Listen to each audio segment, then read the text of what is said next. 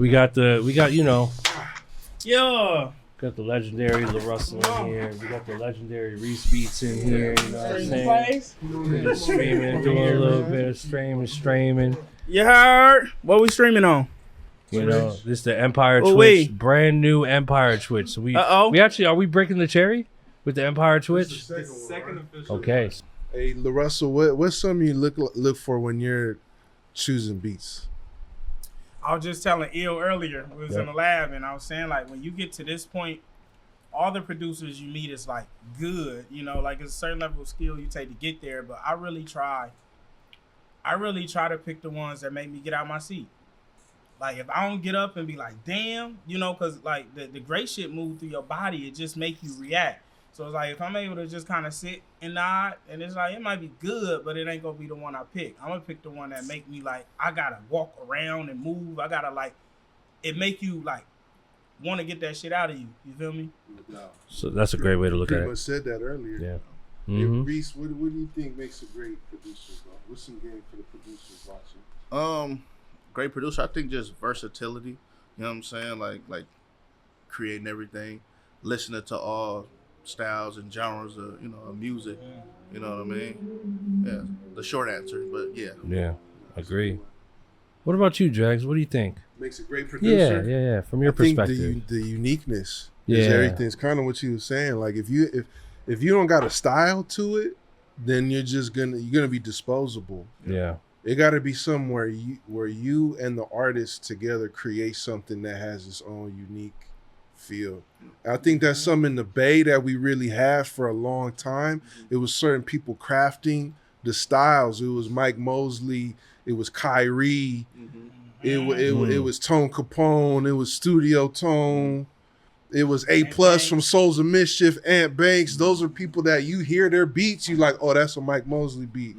Oh, that's this style, that's that. And nowadays, people is making type beats. People's making Larussell type beats instead of making their type beats and getting Larussell on it. That's a little tip for producers too. Like, even my in-house producers, like I tell the homies all the time, it's like, I don't want to hear nothing I've done already. Right. And when you making type beats, you can only make it based off what somebody already created. But if you really want to get placed, you got to make some shit that a nigga ain't done yet. You feel me? Something fresh. See, go back to what I was saying earlier. Someone asked a question, or I think Trev asked me a question, like, how do you know what beats to send to certain artists? And I told him, I ask them what they want, I make a batch, put it in the folder, and I delete all of them, and then do the second round. Because they're not picking the shit, because my version of what I think they want is usually never what they want. Yeah. It's always the, that one, what about that one? It's always the what about that one. So I want to do 30 what about that ones. Yeah. You know what I mean? That's the goal. Yeah. So yeah. But I'm glad you confirmed that, Larussell, because people don't really know that stuff, Yeah. Yeah, they don't know.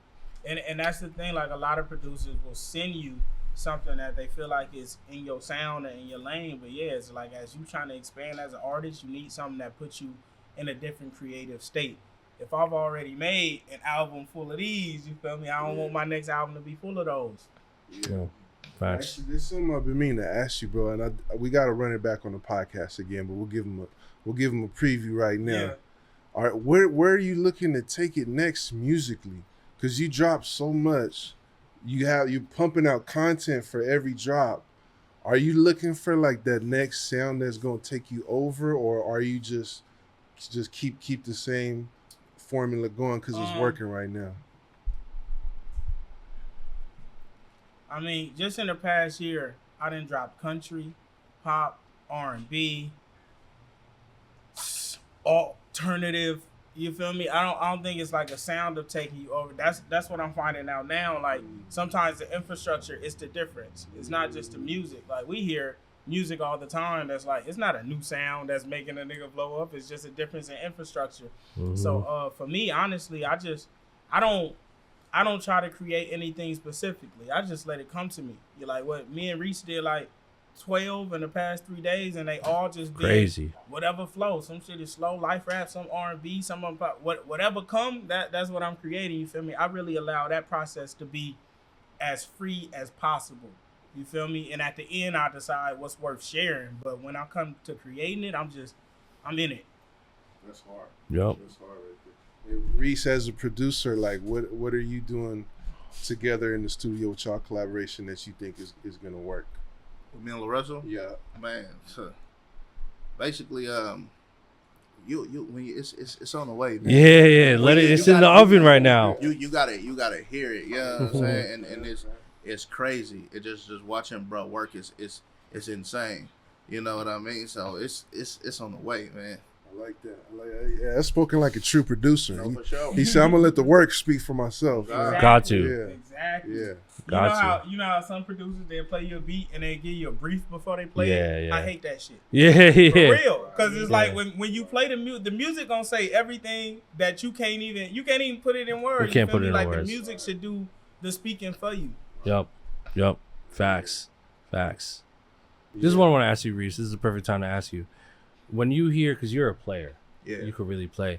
When you hear certain compositions and melody riffs, like, can you tell if a person's like an actual, like, how good they are based on the composition? Yeah, for sure. Well, what do you look for? Like, what do you hear? Like the nuances in there. Like, sometimes you can hear like the if they're even like, if this a word, shortness of the playing. Like I get a lot. Sometimes people will send me like a piano riff, like, bruh, it's there, but we need you to replay it. But you can tell like they don't really know how to. You know what I'm saying? It sounds like they wasn't sure. They want the sureness. The short in the in it, like, you know what I'm saying? You could hear that they're not sure. I can hear the not sureness. That's like hard. That's hard. Yeah, I love that. You like reading the verse versus when you got it memorized. Yeah. So I can.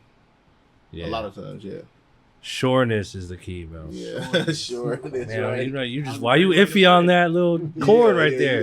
Own it. Right. You know what I'm saying? That was a good word. Yeah, I love it, bro. Sureness, okay. Sureness is hard, bro. All right.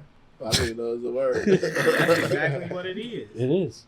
It's like some people shooting, they know it's going in, and some niggas like, I hope this going in. I hope. Yeah. Confidence, man. Confidence goes so far in music, bro. Mm-hmm. Yeah.